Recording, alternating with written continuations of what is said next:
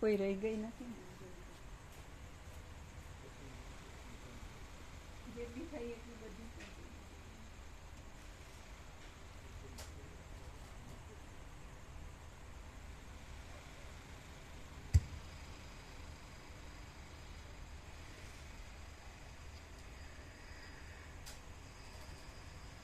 એ પર્વતના કોઈ એક ભાગમાં ચંદ્રમાના કિરણો પહોંચી શકતા નથી અને કોઈ એક જગામાં સૂર્યની કાંતિ પ્રાપ્ત થઈ શકતી નથી.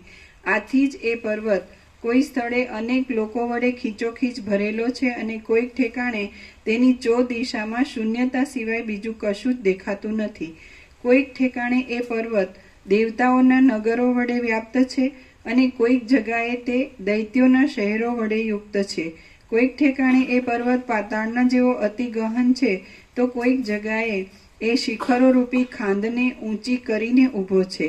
એ પર્વતના કોઈ એક ભાગમાં ખાડાઓની અંદર ગીધ પક્ષીઓ જ ભમ્યા કરે છે અને કોઈ જગ્યાએ તો તે શિખરોની શોભાને લીધે મહામનોહર દેખાય છે. કોઈક જગ્યાએ એ પર્વત એવડો તો ઊંચો છે કે તેના શિખરોની ટોચો ઠેઠ બ્રહ્મલોકના અંદરના ભાગ સુધી જઈ પહોંચી છે. એ પર્વતના કોઈક ભાગમાં શૂન્ય એવા મોટા અરણ્યોની અંદર પ્રલયકાળના જેવો પ્રચંડ પવન જ નિરંતર વાયા કરે છે તો તેના કોઈક ભાગમાં પુષ્પવનોની અંદર અને ફૂલવાડીઓને વિશે વિદ્યાધરીઓના ટોળાઓ ગાન કર્યા કરે છે. કોઈક ઠેકાણે પાતાળના જેવી ગંભીર ગુફાઓની અંદર રહેલા કુભાંડ નામના પિશાચો વડે એ પર્વત મહાભયંકર છે તો કોઈક ઠેકાણે ઋષિઓના નંદનવનના જેવા અતિ રમણીય આશ્રમો વડે તે બહુ મનોહર લાગે છે. એ પર્વતમાં કોઈક જગાઓ નિરંતર અક્ષયપણે રહેતા વાદળાઓ મદોન્મત્તની પેઠે જગાઓમાં એ પર્વતમાં કોઈક જગાઓમાં નિરંતર અક્ષયપણે રહેતા વાદળાઓ મદોન્મત્તની પેઠે ગર્જના જ કર્યા કરે છે અને કોઈક ઠેકાણે વાદળાઓનું દર્શન પણ મહાદુર્લભ છે.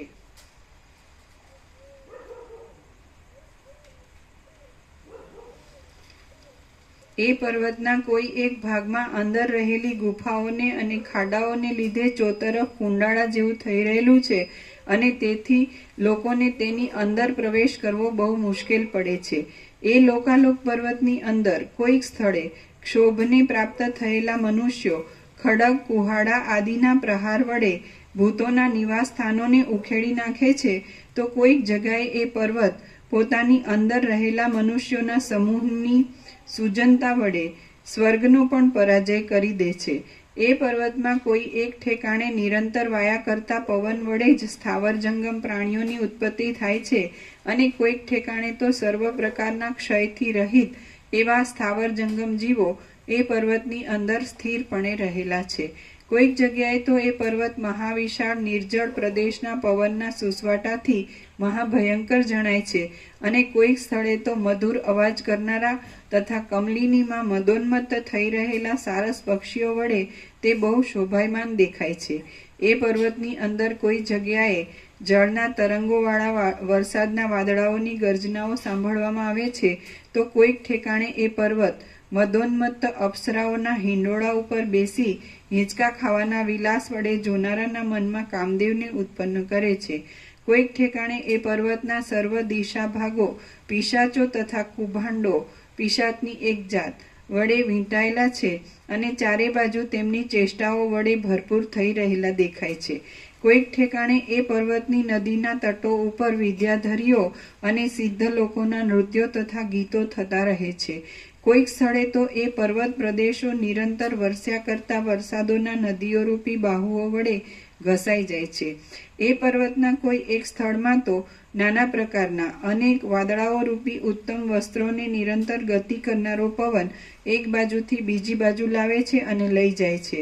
એ પર્વતના કોઈક પ્રદેશમાં કમલિનીઓનો સમૂહ પોતાના કળીઓ રૂપી મુખમાં રહેલા ભમરાઓ રૂપી નેત્રો વડે ધ્યાનમાં બેઠા હોય તેવા થઈ રહે છે અને કોઈક ઠેકાણે તો એ પર્વત પોતાનામાં નાગરવેલના વનો હોવાને લીધે અપ્સરાઓના તથા સિદ્ધ લોકોની સ્ત્રીઓના દાંતને તાંબુલ વડે શોભા આપે છે.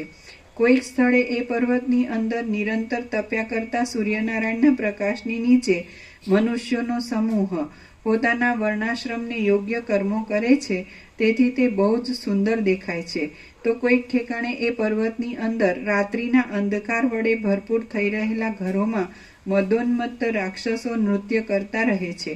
કોઈક સ્થળે અનેક ઉત્પાતો આવી પડવાને લીધે તે પર્વતની એ ભાગની જમીન ત્યાંના મનુષ્યો સહિત નાશ પામે છે અને કોઈક ઠેકાણે સૌરાજ્યની ઉત્તમ રાજા ફળવાન દેશ વગેરેની સંપત્તિ વડે અનેક નગરોનો સમૂહ નવો વસેલો જોવામાં આવે છે.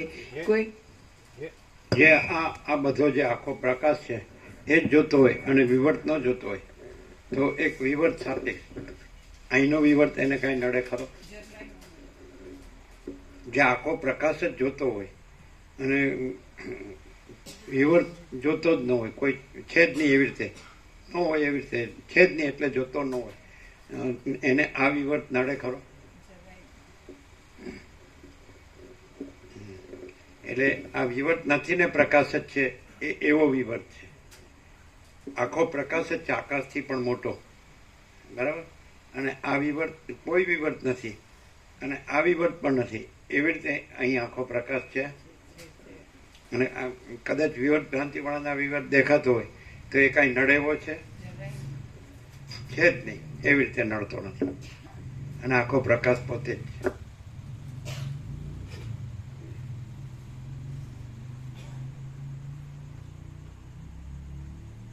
અને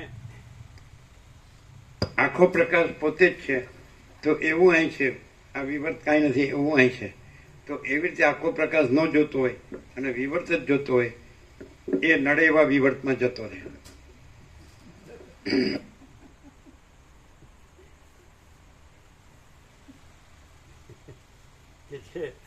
જે વિવર્ત આખા પ્રકાશમાં કાંઈ નથી એટલે પ્રતિબંધકારક વિવર્તમાં જતો રહે.